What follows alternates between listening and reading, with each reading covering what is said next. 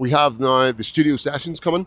The Thrash Valhalla. It's on Saturday, the 5th of July, and it's featuring Acid Age, Ketos, Greirat, Aphrill, and of course ourselves at the Rig Rundown. We'll be there shooting and talking to everyone. It's going to be a fantastic night. There's nothing like the city's ever seen before. It's all ages, so you can bring the whole family. And tickets are only £10 and available on the Waterfront Hall website. Check it out. Hello, and welcome to episode 18 of the Rig Rundown. This is the Studio Sessions special. We've got everyone here who's playing Studio Sessions. Joined with Acid Age, Aphrill, Greirat, and I've got Dwayne from Ketos here too. So yeah, we're all playing here on the 5th of July, which is awesome. You looking forward to it? Absolutely. Spoiled for choice all these. Absolutely. Jude, you've been on the Rig Rundown before for the Acid Age special, but now we actually have Aaron and Jake. You want to say hello? Your audience at home here. Hello. Yeah. Joining us also, we've got all of Aphrill and all of Greirat. We'll hopefully get talking to everybody here. But for today, we wanted to do a bit of a revisit of the Acid Age album. So I had you on before and we did like a preview of it. So now it would be cool to do like a bit of a look back. A post view? A post view? Yeah. So since we last spoke, you did a gig in the Limelight there. How'd that go? Yeah, it was great fun. Big launch. It's it's just a fun home gig to do. It's handy enough for us to do the gears all around the corner, you know. Awesome, guys. Awesome. That's cool. Well, dude, the album, Perilous Compulsion, it's been out now for how long? Since March? Yeah, since the end of March. So however long that is.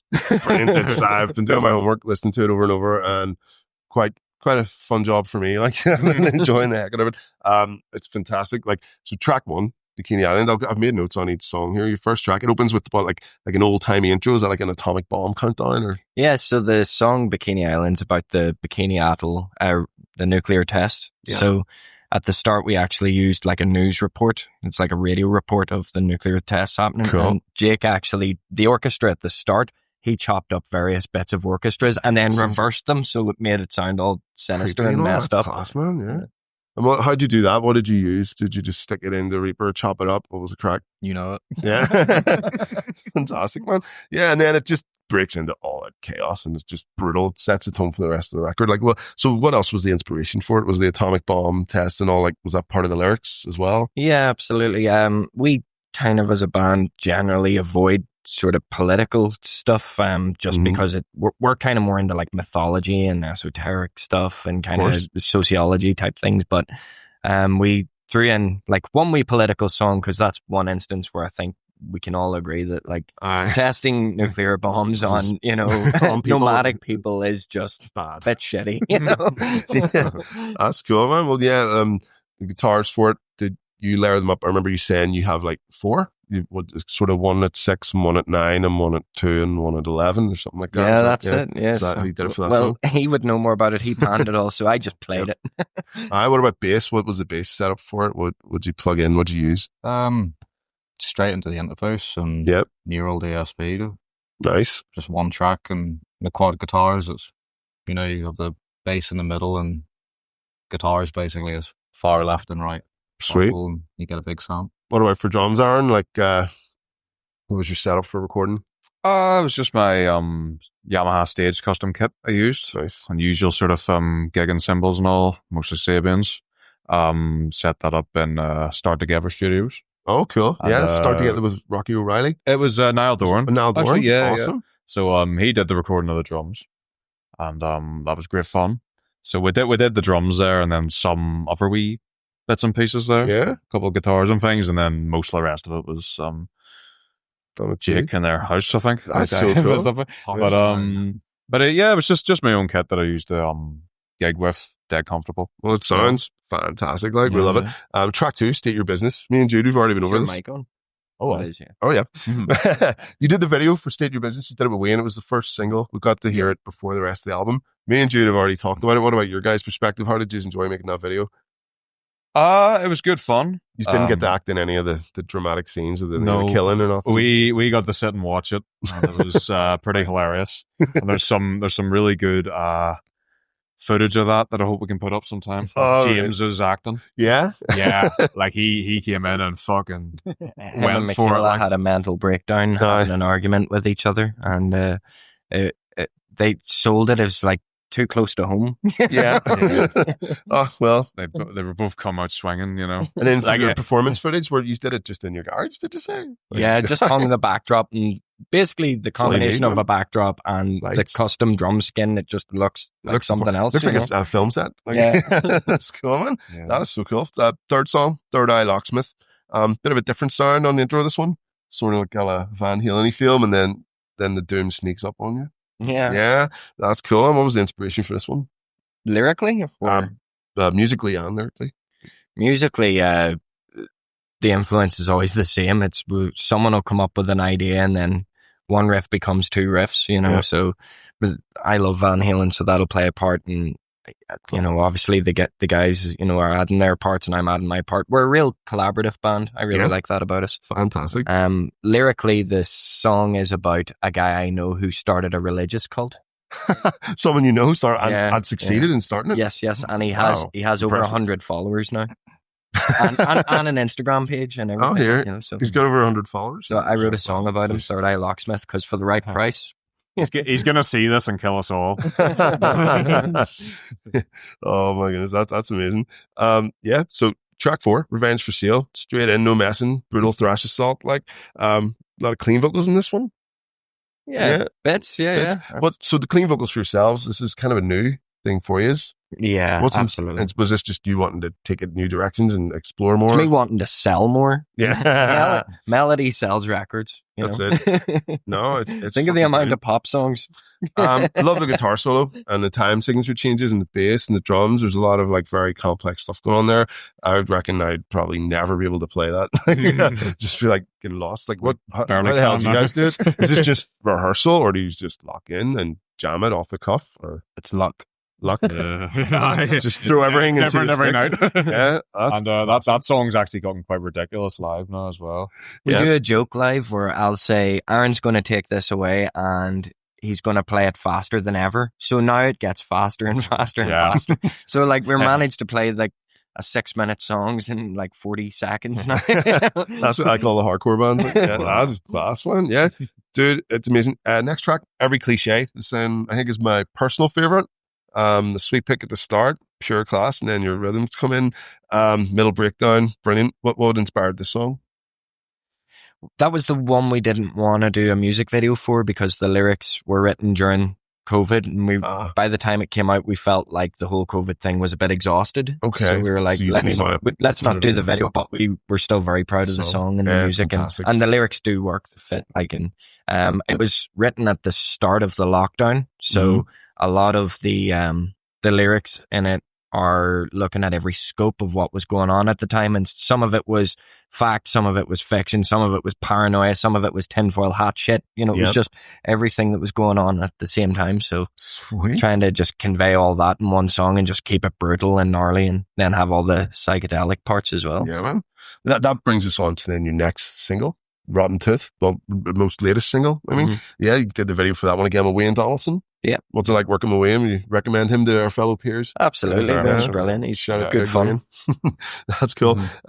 There's got like a psychedelic guitar solo, and then followed by the infamous harmonica part. That took everyone by surprise, I think. That's so much fun to do live because basically what happens is whenever we're playing the riffs and stuff, everyone's head banging and bouncing about. And then as soon as I pull the harmonica out, all I see is like a sea of phones, like people just fiddling. What the fuck? You know, it's like death metal harmonica. That's what you want. know? That's what they say. You want to get that capture moment that gets everyone whip out their phone going.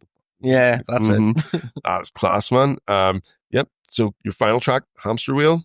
Love the clean intro on it. What was that? Did you use like a 12 string or a modulator? Or Yeah, it was a 12 string. 12 string? Yeah. It was an acoustic guitar that Jake put so much VSTs on that it sounds like it sounds like a 12 string. It's brilliant. But it's literally an acoustic guitar. A nice one too. I think it was a Martin or something, or a Taylor. Cool. Was it? It belonged to Start Together. It wasn't even mine. And again, the vocals, harmonies on it are brilliant. Was this a collaborative group effort? Will we hear everyone's voices on this? Me not and mine. Jake's. Jake, and then live, it's dual fronted. You guys both sing. Yeah. Pieces, Cool. That's fantastic. Well, yeah, dudes, the album, it's fantastic. Everyone needs to be checking it out. I would You can get it now on all streaming platforms, Spotify. Yeah, everything. it's available on the internet.com. That's cool. Well, yeah, we've got our show coming up in here 5th of July. Looking forward to that. Absolutely. Can't wait. Brilliant, because we were speaking before, and every time you come back, you like to try and up your game somehow. So you've gone from the Limelight now to Waterfront Hall. What's next? The Budokan. That's fantastic. Well, what's next for the band in general? Any sort of dream projects, collaborations, anyone you want to shout out, anyone you'd like to work with? What about you guys? Not really, just more. More gigs, More, bigger. Yeah. I'd love to get David Lee Roth to guest with us. I think that'd be sorry, class. Well, David Lee Roth, if you're watching this, man, he's sitting at home right now. He is. Of course he is. What else would he be doing? Oh, that is so cool. Well, guys, we're going to do something we haven't done before, because we have Dwayne from Ketos here. We're going to maybe have like a fun little playoff. We'll maybe route everyone up to the stage and get some guitars out and maybe have a bit of fun with that. So if you're up for that, we'll maybe give that a go. Yeah. You game? Yeah. Let's do it. All right. Go. Awesome. Cool. Yep. So, something different here. This is the Rig Rundown Studio Sessions. We actually have something we've never done before. We're going to have a playoff. We have Jude from Backstage here and Dwayne from Ketos. I'm in Ketos, so I couldn't impartially judge this. We've actually got a very special guest judge. Everybody please welcome Mr. Tommy Mac. Yeah. Dude, how's it going? Thanks very much. Thanks for having me. So we got Tommy here. You do the Whiskey and White podcast. Yep. Used to be European champion. Yep. And now you're stand-up comedian. Nice stand-up comedian. A former guitarist as well. Yeah. All right. Okay. So perfect guy to judge this. I know what I'm looking at. I'm not something smacking in here. Just yeah. You know what I mean? And awesome. As long as the loser doesn't have to fight him. Has anyone got a stopwatch to be timekeeper? Anyway. Yes. Use your phone. We're going to get an official timekeeper here. Brilliant. So, has anyone got a coin to toss to see who goes first? Or scissors, paper, stone for it? Time I don't have a coin. Oh, no. Scissors, paper, stone for it to see who goes first. Go for it, lads. Yeah, it was 1, 2, 3, go. There you go. Yeah, you go. Your choice. You said you want to go first? Or? Yeah, it's your choice. Okay, Dwayne goes first. Awesome. So, Aaron, you gonna timekeep for us? So, 30 seconds on the stopwatch. We'll go. Dwayne's going first. So this is the your first round. Come out strong. Aaron, you shout go.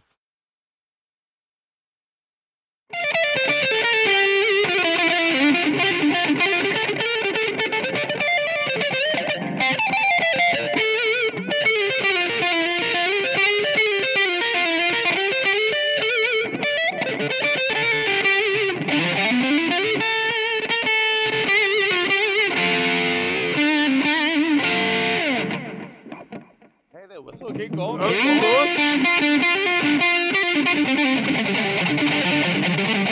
time's up. That's round one. Yes. Well, yeah, we got our round announcer girl. No, hold on, he has to go first. Yeah, let's go. Oh, Red. Yeah. So here Jude. we go. Here's the rebuttal. 30 seconds.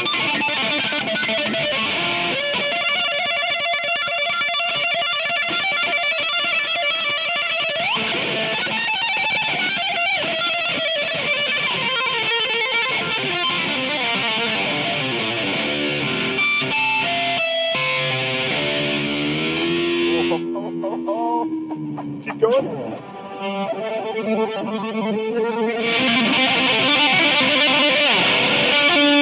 Time's up. Time's up. Go. Ding, ding, round one. Ding, ding, round one. That was round one. We have our ring girl here. Yes, so that was round one. Tommy, what do you think so far? They're coming out strong. Do you want me to... I'll keep the scorecard till the end. Yeah. I'm sweating. Yes. You know, it's nag and nag here, but yes. Who wants it? Oh, well, yeah, so no? I guess now I run round two. Round two. Aaron, 30 seconds on the clock, please. And Dwayne, go.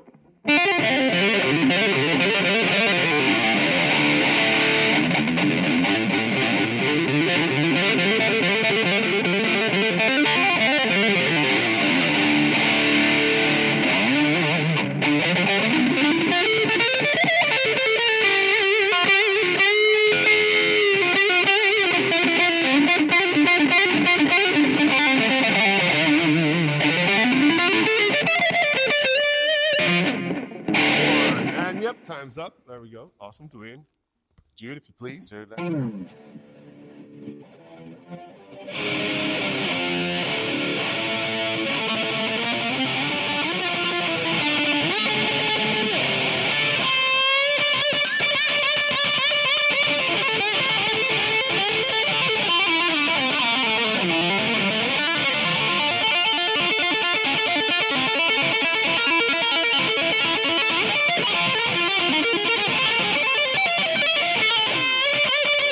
Time's up.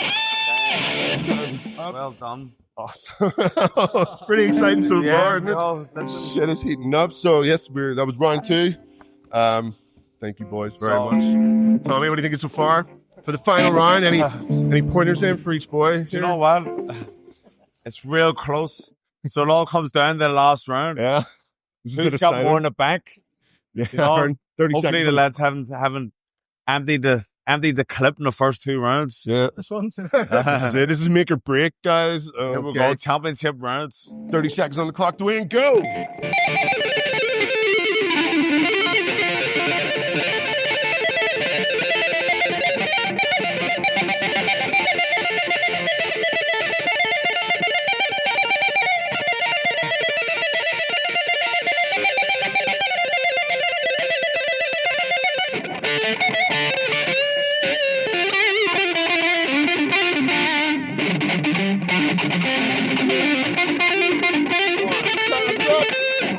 Awesome. Thank you very much, Dwayne. Yep. 30 seconds on the clock. Go.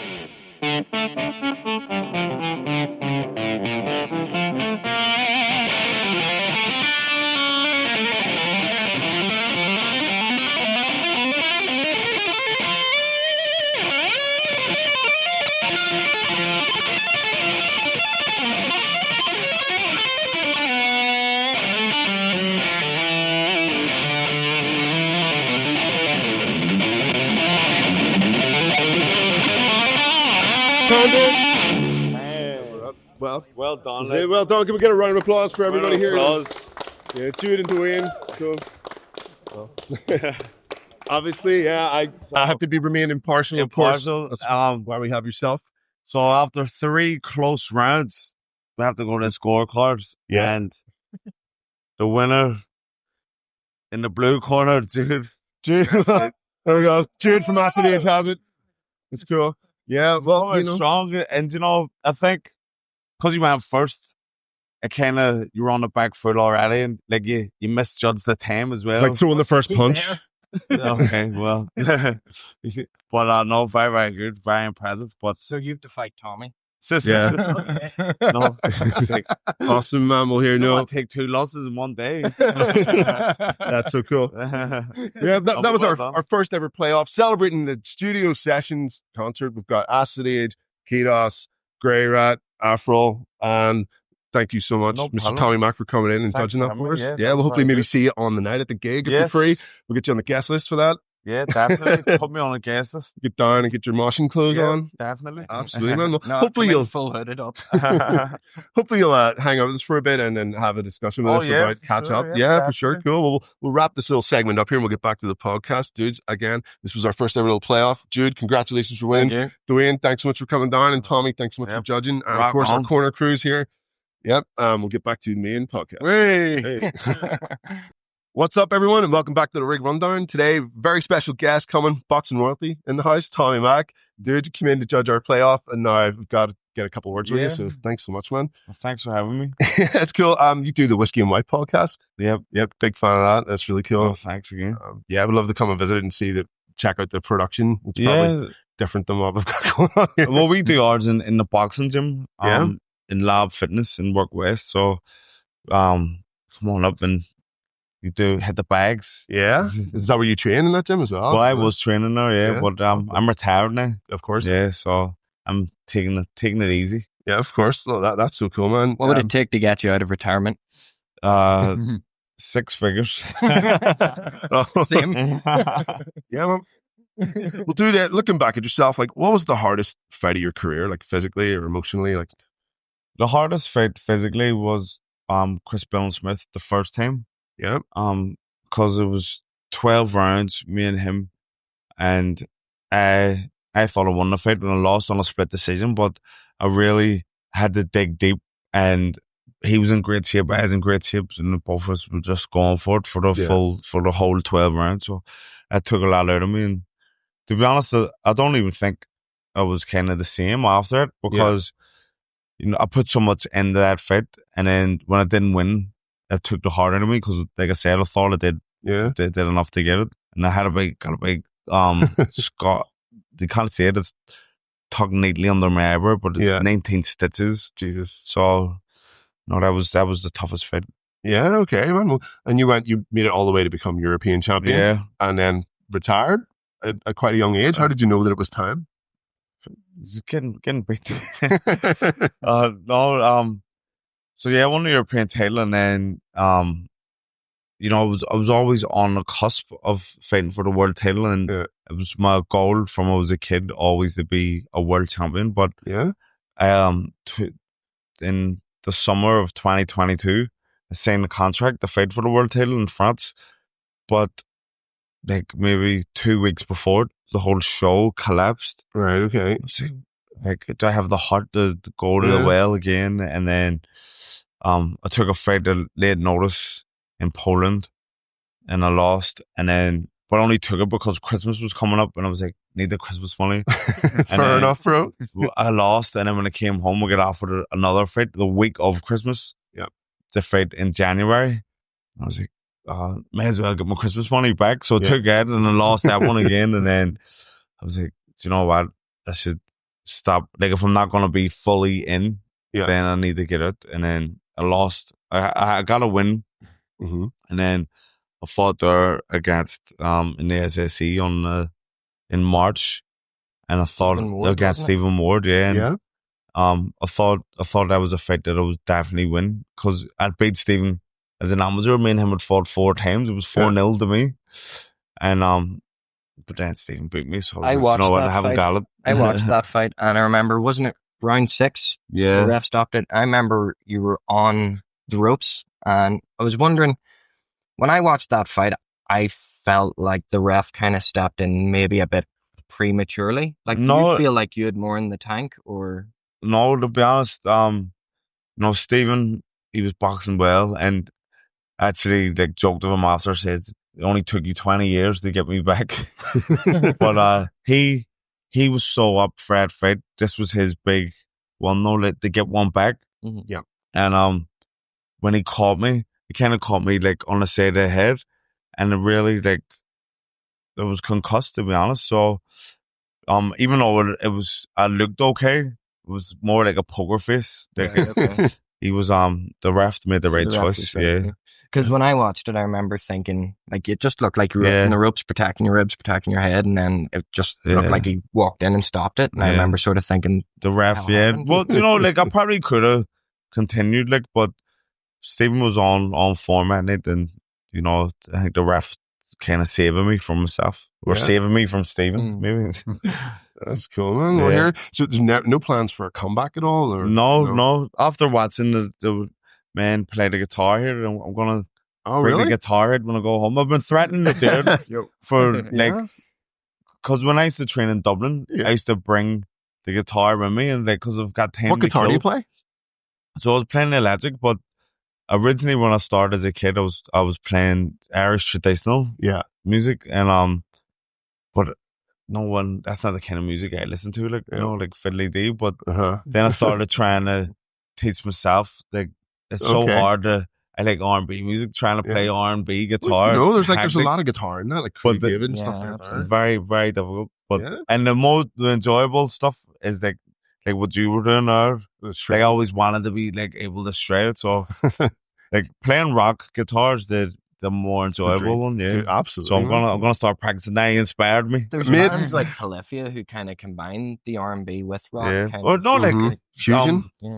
Like Red Hot Chili Peppers, you would say, like funk rock. So I like it, like that kind of. So what guitar actually do you have? Do you know the make and model? I have right now. Can't remember. Because Tyrone actually bought it for me, because he was trying to learn bass, And Is this what you play in the intro to your show? You know, where you're playing guitar and at bass? the start? Well, I'm not- playing the drums on it. Yeah. So, because at heart, everyone knows me for being a boxer, but really, I'm a music man. Okay. But he was playing the bass, and I was trying to show him a wee. I can't play the bass. I can play a wee bit. Oh, he was like, come he was like, Jesus Christ, I'm buying you a guitar. You're going the waste, and then he bought me a guitar. So I can't remember what kind of guitar it was, but I used to have a really good guitar. I had a Gibson, I had a what do you call him? A Fender or Strat or Tele? No, it's fucking worth loads of money. I can't remember. It was a thing. I sold it anyway because I was text like, us a picture of it. no, it's gone. I sold it. Well, I let my grandma sell it. She's like, "You gonna play a guitar?" I was like, "Nah." Is it Aphrill? Gibson Epiphone. Yeah, that's a good one, isn't it? Oh, yeah. I have that one. I have that, and I'm gonna have to break out one. It's in the loft. We'll have to get you down again. We'll bring a load of guitars down. I'll have to start practicing then. Maybe we'll have you having a play off with somebody. Yeah. But no, I had a Gibson Epiphone. Nice. And I'm gonna have to get it out again, dust it off. Absolutely, man. Yeah. Would you sing as well? No, I would try. Fuck's sake. Get laughed. They just start throwing tomatoes at me. Dude, that's cool. Well, yeah, look, so you came up as a young up-and-coming boxer in Belfast. What was it like starting out amateur and then going pro, rising up, hitting the big time, doing what everyone here in music is trying to do, but in sports? The two things is, run parallel. And really, at the beginning, you're trying to learn a craft. Everyone, sure, all you guys have dreams of becoming stars, trying to make it as far try as and you make can. it as you can and become a professional musician. My goal was always to be a professional boxer. Mm-hmm. So the early days, I just, from the first day I went in, I was like, I'm brilliant, even though shit, but I just had that delusion. And I think when you are pursuing a goal, you have to be a wee bit deluded. So absolutely. But I worked hard and started winning the stuff as an amateur. Won all the national titles on the raids. Mm-hmm. Started representing Ireland and going international, Europeans, worlds and all that stuff. And then when I turned senior, it's called elite now. But so when I got to the elite stage, then I started winning the national titles as an elite, and then going international. And so just sort of leveled up. Games. Yeah, just stage at a time. Yeah, just stage at a time, and always had the ultimate goal of what I wanted to do. Mm-hmm. And to be honest, I fell short of the goals that I set, but it got just far as you did. Aim for the stars, might land on the moon. That's so cool. Well, yeah, I was going to say, what message would you want to send out to the youth of Belfast, all your fans out there who are out there with an ambition to do something and want to drive to make it? What could you impart from your journey to anyone else? You have to. I know it's easier said than done, especially when you're young, but break away from the crowd. Focus on what you want to do. If it's boxing, if it's music, if it's, the arts, if anything that you need to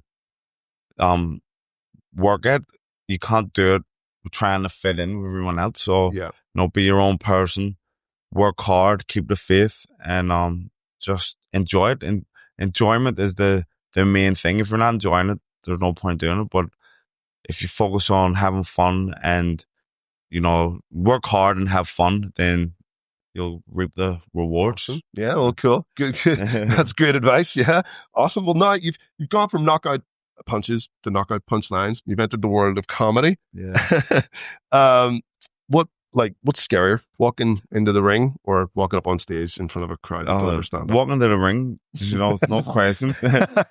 So many people say, "What? Do you get more nervous on stage or in the ring?" There's nothing more nerve-wracking than going out there for someone to try and knock your block off. Like literally, I've competed a wee bit in jiu-jitsu, and I've found that when people talk to you about winning and losing and stuff, the psychology is, it's nearly worse to lose in front of people because that's embarrassing. It's it's one thing if you're sparring with your mate and he batters you and you're learning and you're having fun, but whenever there's a spectacle made out of it, it's way worse. Yeah, big time. So maybe the psychology of boxing and just it being worse you've got the added pressure of the spectacle plus someone's trying to punch you in the face loads. You know? Yeah, Like, that's it it. has to suck. And there's so much pressure. Once I got the championship level as a professional, it's like win this fight, and then you're gonna get this, or you're getting this money now, but you win this, you're gonna get this money. So I'm going, I really need to win because It's pressure. Then. everything is falling on this fight, and then that pressure was getting to me, and the anxiety, and then, like you say, people coming to watch you, and all that it was just really got to me. Like in the gym, I would say in the gym, I'm undefeated in the gym. I'm friggin' the pound for pound best in the gym, but on fight night, I had always struggled with anxiety.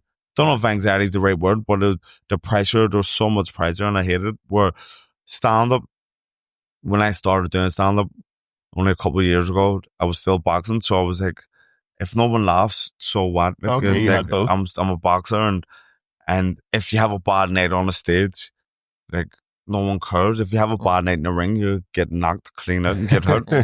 So in competitive fighting as well, that you lose 30% of your strength on the night due to nerves, nervous energy, across yeah, the board, yeah. even the best. You know? So like on the stage, there's none of them factors come in. If people laugh, they're happy days. If they don't, it doesn't matter. It's like Well, shit, you probably got it down now. You know what you're doing. You know how to work a crowd. Yeah, well, I think so. Thankfully, all the shows I've done, like I haven't died on the stage yet.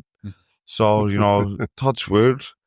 But it's been going well, and yeah, I think I've found my niche. I feel more comfortable on stage doing stand up than I did in the ring. It was in the ring was so it's all discomfort, everything about it's just so much pressure. Awesome. Well, bringing it back to music then, like, who are you listening to at the minute? Any particular favorites you got spinning? So I'm listening like the rap at the minute. I'm a rap fan. Yeah. So I'm really loving like a lot of the local rap that's coming out. Well, not really. And something like that. And Kneecap, obviously. Oh yeah, they're awesome. Kneecap's so good. And I think the standard they've set is the top tier. So that's where most of the local rappers, it gives them something to aim for. Yeah. And there is a lot of good local rappers. Absolutely. But I'm listening to Larry June at the minute, this American rapper, and it's like West Coast, like player music out.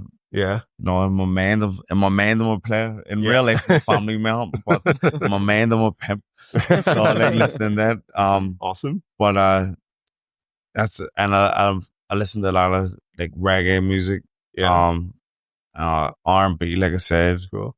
Well, hopefully we'll get some of those styles in these studio sessions gigs one day. And that's what they were talking about, opening it up to various styles. That would be cool. What about when you were younger, did you ever listen to any metal? Did you ever listen to any Metallica or anything? So when I was a kid, my family, when we first got NTL, show me age, cable, right? I remember that. We did, we only had the Freeview. Yeah. So the only music channel that we had was MTV2. That used to be really good. I don't want to offend anyone, but I almost became a hippie. Almost, I mean, nearly got you. But no, because I love music, all style. So that was the only music that I had on the TV. So I used to watch MTV2 every day. I started getting into friggin'. Is you the same? There's a correlation between this is really nerdy, but see the way you kind of fight. You know the way you're orthodox, but your left hand slow. You do the piston punch thing. But I'm left-handed, which is weird. Seriously? So when I went into the boxing club, they just taught me as a right-hander. But with my first day, they said, what hand do you write with? And I said left. And then sort of made a big deal about me being southpaw. Right. But I didn't know what that meant. And I was like, geez, I'm already standing out enough. I don't want to. I want to fit in with the rest of them. I was like, actually, no, right with my right hand. So you've got like the Mayweather style thing going on with the low arm and the shoulder rolls, but it's kind of the same in metal because you wear your guitar low and the arm's nice and stretched out. Because this is stupid looking. Yeah. Only Jake does that, you know.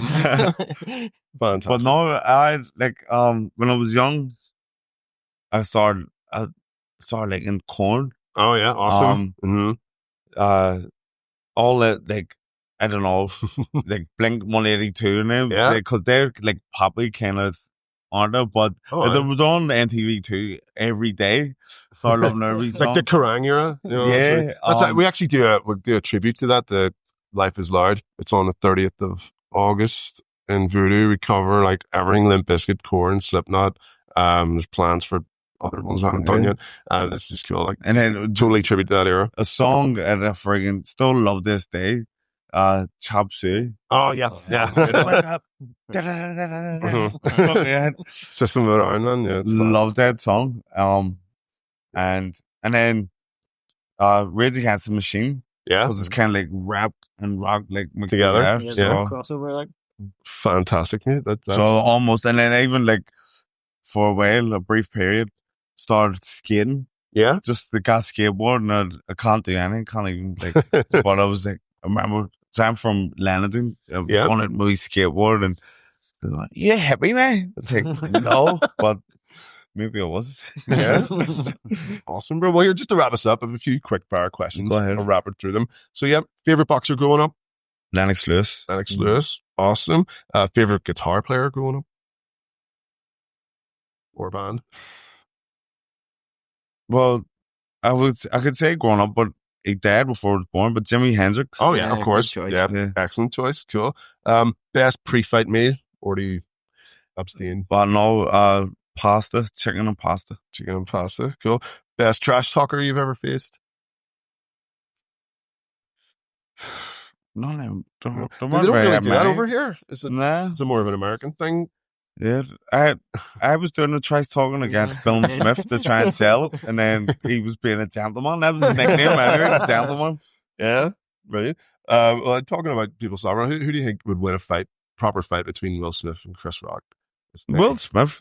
Like, Will Smith's a big, like, strong guy. He played Ollie. Do you know what I mean? So he's played Ollie, he's playing superheroes. Yeah. The guy, he saved the world at least 3 times in movies. Fresh Prince. So, Chris Rock doesn't stand a chance. Ever any weird fan encounters?